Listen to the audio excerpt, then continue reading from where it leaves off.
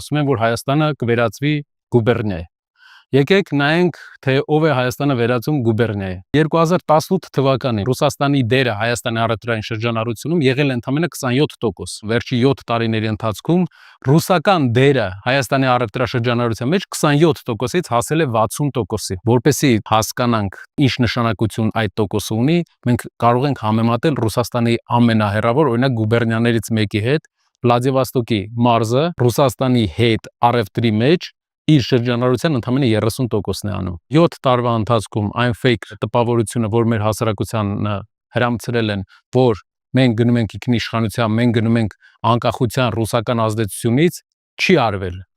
Հակառակ, ռուսական դերը Հայաստանի տնտեսության մեջ ավելացել է։ Եթե մեր երկիրը ուզում է իրական ինքնիշխանություն, մենք պետք է զարգացնենք նոր շուկաների ելքը։ Դիվերսիֆիկացիան տնտեսության շատ կարևոր է, քանի որ մենք գիտենք, որ երբեմն Լարսի խնդիր է լինում, երբեմն տարածաշրջանային կոնֆլիկտներ են լինում, եւ Հայաստանը պետք է ունենա ուրիշ տնտեսական գործընկեր, բայց այդտեղ ոչ թե մենք պետք է մուտք գործենք քաղաքական աջենդայով, այլ պետք է մուտք գործենք տնտեսական կոնկրետ աջենդայով, առանց հակադրությունների։ Սամվել Կարապետյանը հայտարարեց, որ ստեղծում են նոր ուժ, նոր գաղափարներով, որի նպատակն է